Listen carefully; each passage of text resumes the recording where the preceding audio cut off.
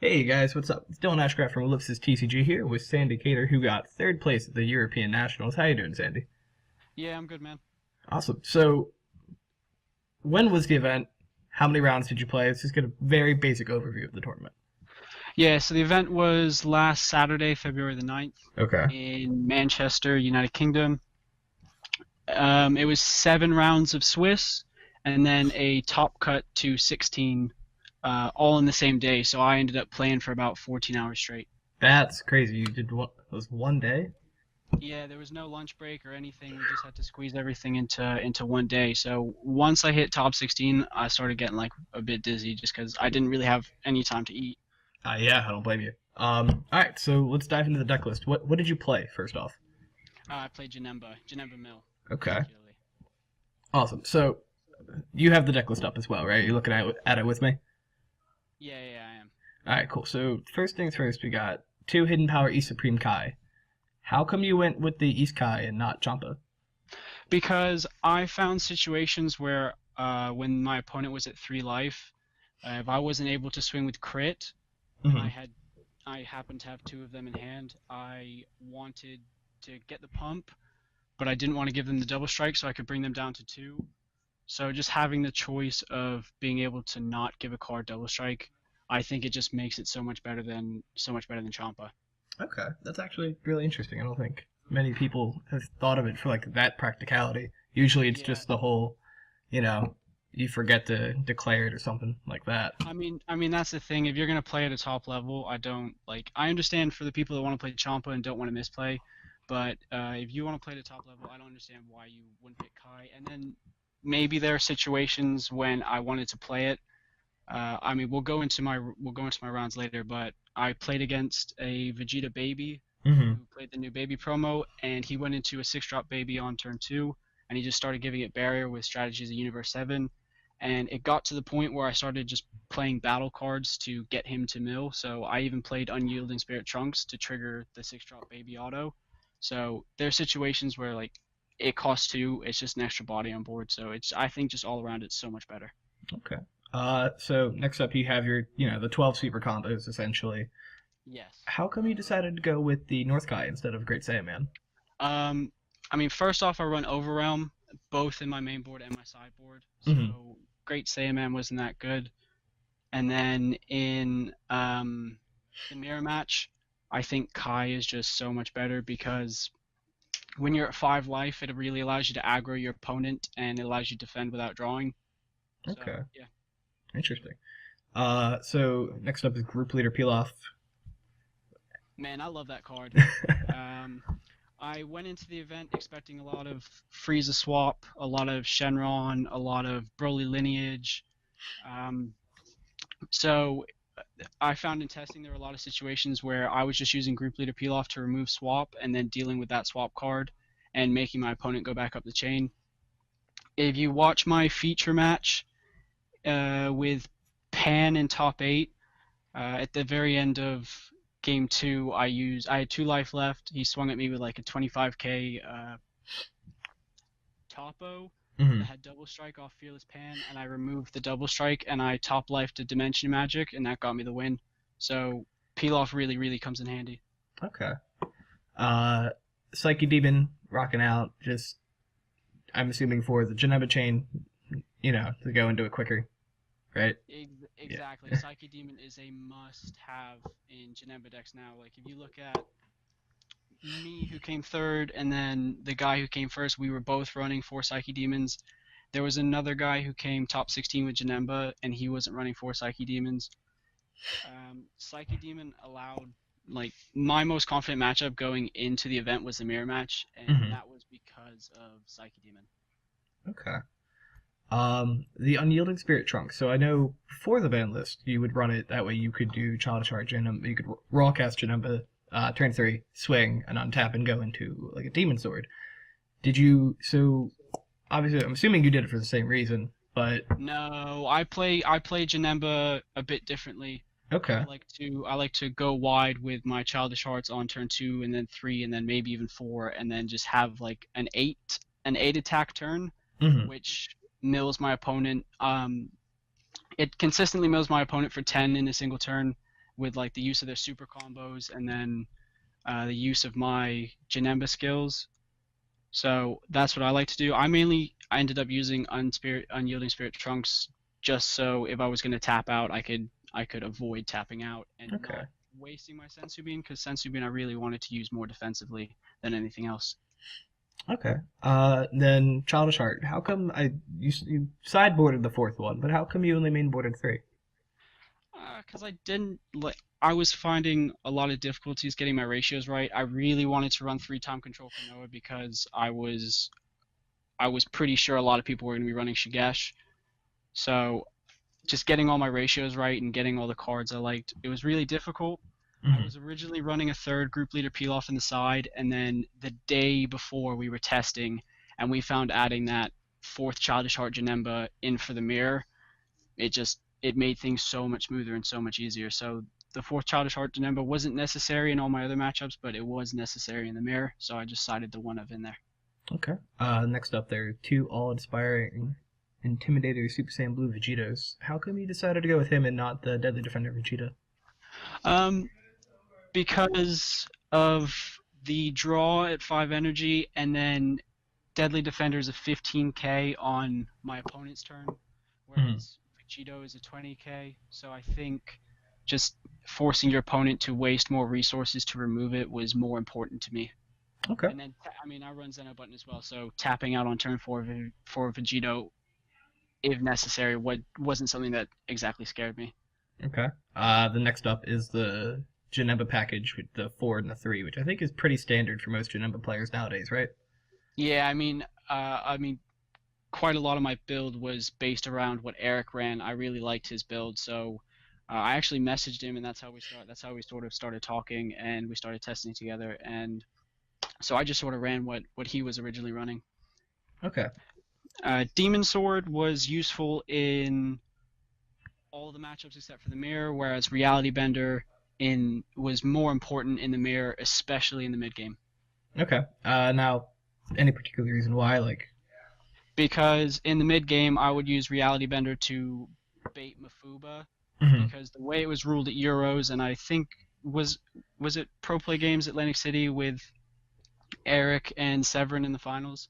Where you can decide which auto resolves that Mifuba would resolve first, and then you could reality bender afterwards. Yeah, so you get to decide the order. So that's the way it was ruled at Euros. So in the mid game, I would always swing with Janemba, and my opponents would almost always Mafuba it. And I was like, okay, well, all you've done is delay the middle turn, and then you've wasted Mafuba, so I can start swinging with my Demon Sword Janembas in the late game. Okay. So the Dende, I think you talked about it a little bit in our group chat, but how useful was the Dende for you? Oh, it was dead. I didn't see a single Shenron.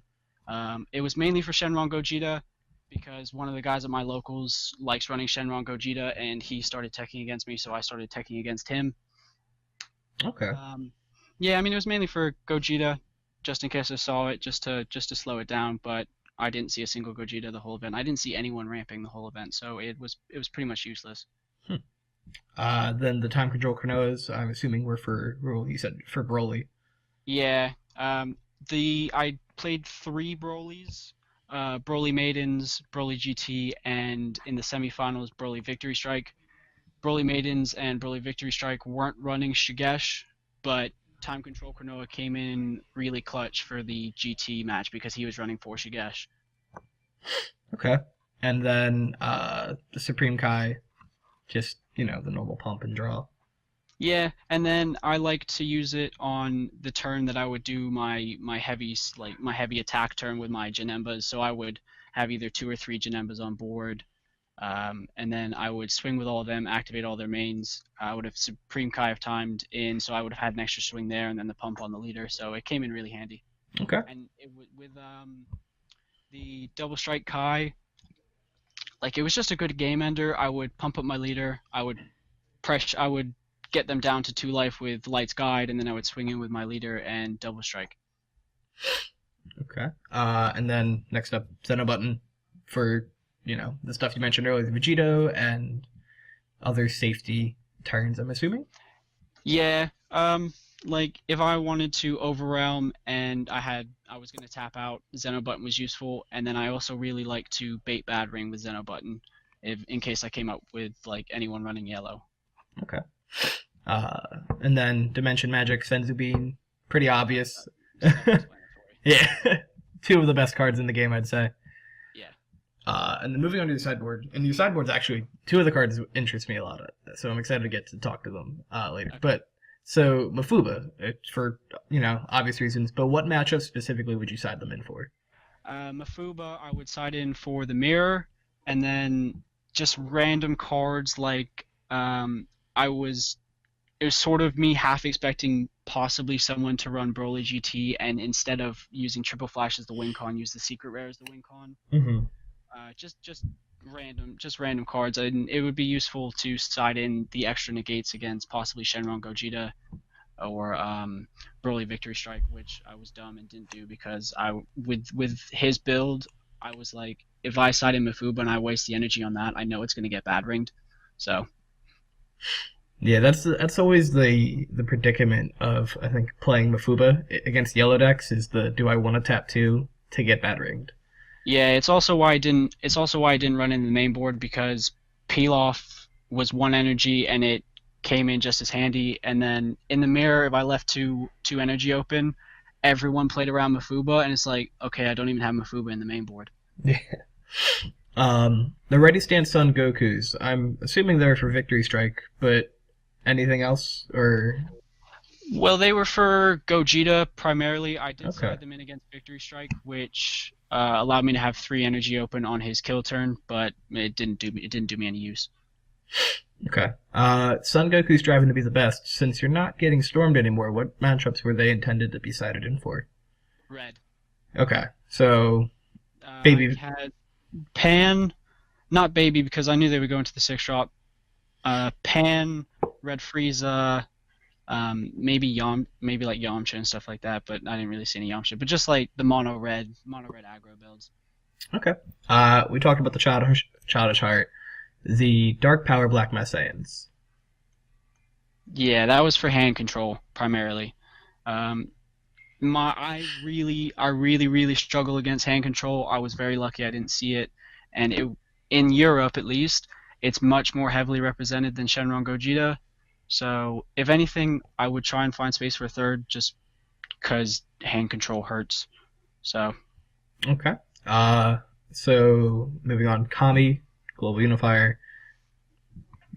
that's just more well. Kami Global Unifier was just sort of for anyone that would go wide, and then if they weren't running ramp or weren't even running blue, I would just do a straight swap with Dende, just in case they did decide to go wide with whatever they were playing. Okay. And then the card I'm excited about because I'm a big fan of this card, Force Injection Mass Saiyan.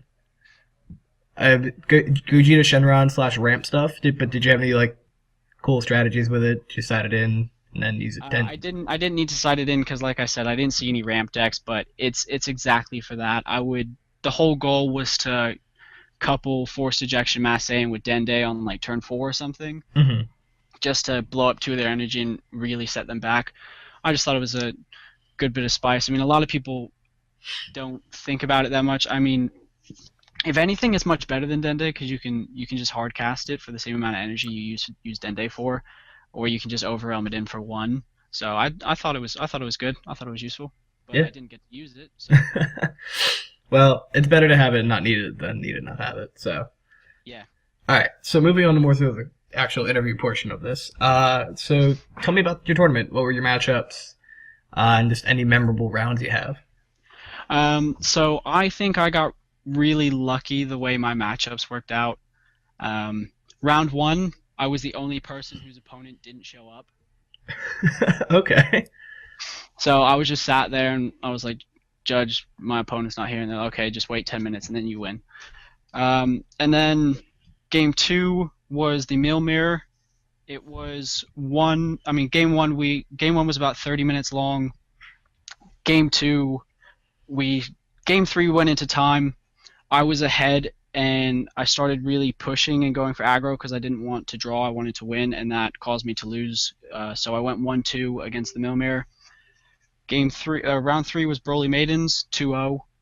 Um, I feel bad for that guy because in the second game, I milled through either 5 or 6 of his Ribrians, so he sort of lost his win con. Yeah. Um, round four was Broly GT. Broly GT is sort of just easy peasy for me because I had been playing the deck as soon as the leader was announced. So if you watch Android's video on it, he shouts me out because on Untap I like turn 3 killed him with Broly GT. So I really know I really know the ins and out of that deck. So I just knew how to beat it. Round 5 was the Mill Mirror. I went 2-1. Game 2 of that, I went into Childish Heart on 2, and I didn't have a third Childish Heart to play on 3, so I went to activate its main, and I was searching through my deck, and I didn't have a single Janemba in it. Ooh, that's And rough. that really hurt. Yeah, that really hurt. So I was like, okay, I'm not going to win the deck out game. Screw my deck, just super combo into all my attacks, go super aggro, and I ended up winning. So I went 2-1 in that Mill Mirror. Round 6 was Baby Vegeta, where I went 2-0.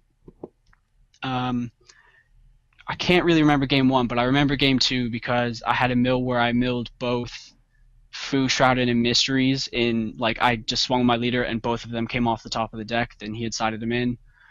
So that felt good. I started playing my 1-drops to mill him out, and like I said, Unyielding Spirit Trunks to mill him out. So I just started playing cards, and I played the mill game. Okay. Round 7 was another mill mirror. I went 2-1. That was really interesting because he did something super spicy, whereas he sided in King Vegeta's surprise attack. Yeah. I went to swing in with Reality Bender, and he had a ready stance on Goku on board, and he blocked it, and I was like, okay, cool. He tapped his cell, which he had put his green energy, and he played King Vegeta's surprise attack. I stopped attacking the whole round. I was terrified of that, but him keeping the ready stance on board allowed me to have a 10 mil turn in game 3. So I had 19 cards in deck. He had 10. I knew I couldn't lose the deck out game, so I just stalled. Top 16 was Red Frieza. I mean, that was a good match. The guy was really nice, and then I remember we were getting along really well, and I was like, he sided in yellow. And I was like, "Are you running Bad Ring?" He was like, "No." And then later in the game, he Bad Ringed me. And I was like, "Oh, you douche." Top 8 was Pan. This was definitely one of the cooler matches because the guy went 6-0-1. Him and I had been talking throughout the day and the day before, and he was like, "Oh, I'm just running this really bad Pan deck." And I'm like, "You're just underplaying it. You've gone 6-0-1 in Swiss." Mm-hmm. He was a really good player. It was just a typical mid-range Pan. He played Quick Rush Trunks and Pui Pui from World Martial Arts Tournament for like 2-drop 15k crits. That was interesting. The semifinals was Broly Victory Strike. That hurt. For some reason I thought he was playing Mill, so before he put his leader down, I was like, "Oh, is this another Mill mirror?" And then he puts his leader down. I was like, "Oh, that's okay." And then I think the first thing he charged, or the first thing he played, was Universe 7 Representative, and in testing me and Eric Goodwin, we knew that was like a 90 to 10. Yeah, it's not a good time. I was like a 90 to 10 in Broly's favor, and I just mentally bricked and was like, I'm so screwed. So that hurt. And then game 1, I tried to peel off Victory Strike, and I just looked like a complete ass. So yeah, it wasn't my proudest moment. It's probably one of those things where I won't be remembered for getting third at the first Euros. I'll be remembered for getting melted on stream by Broly Victory Strike.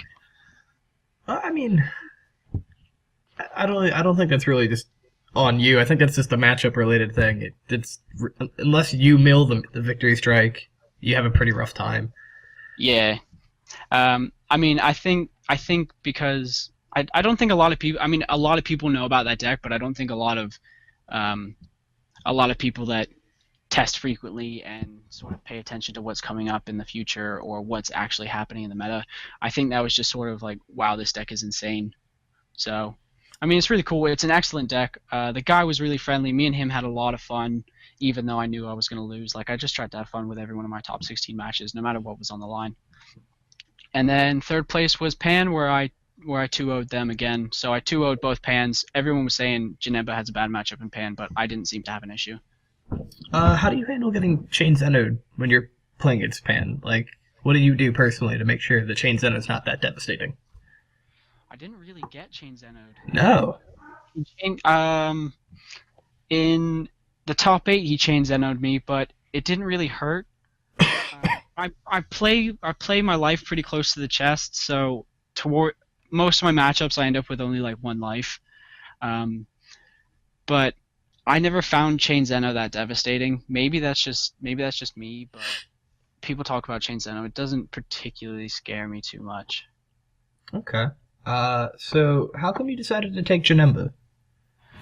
Because I play control. I played Hearthstone before this, where I played control warlock, and all you would do is just create a wall of taunts.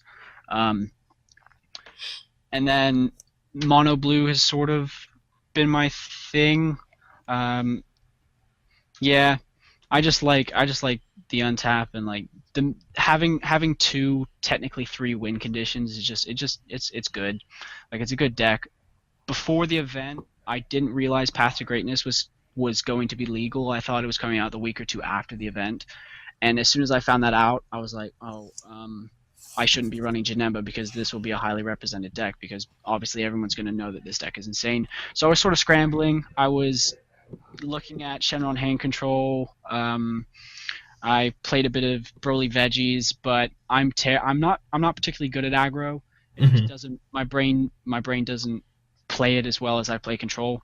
So Janemba is the best control deck. It has the best matchups across the board, except for hand control and Broly Victory Strike. So it was just the natural choice for me. Okay. You actually just kind of answered. You kind of just answered my next question, but we still want to try and go a bit more in depth with it. So, what would you say was your hardest matchup throughout the event? Broly Victory Strike. Yeah. Uh, I mean, I lost my first Mill Mirror, but going into the event, the Mill Mirror was the matchup I was most confident with. The only 2 matchups I wasn't confident with was Hand Control and Broly Victory Strike. I didn't see Hand Control, and then I saw Victory Strike in the semifinals. Okay. So what was your game plan for the 3 Broly matches you had? Like, so the first 2, we're going to talk about the first 2, and then, because we've already touched a little bit on the Victory Strike, so. Broly Maidens, I didn't really. I had heard about Broly Maidens, but I didn't really think about it too much. I didn't think it was going to be a deck that would actually show up. Hmm. Um, Broly, I mean, the whole idea is to, like they self awaken so fast that I know I'm not going to mill them out before they kill me. So I just sort of pressured and went for life. Okay. And then so what would you say was the MVP card of the day? MVP. Um, in the mirror, it was Childish Heart and Reality Bender. Overall, it was both Hidden Power East Supreme Kai and Supreme Kai of Timelight's Guide.